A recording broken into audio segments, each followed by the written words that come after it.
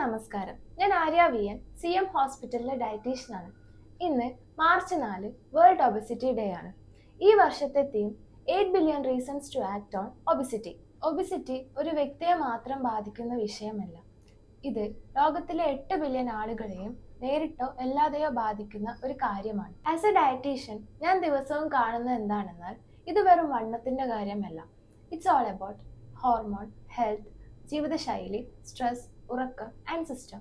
ഇതെല്ലാം കൂടി ചേർന്നതാണ്. കുട്ടികളിലെ ഒബിസിറ്റി വർദ്ധിക്കുന്നു.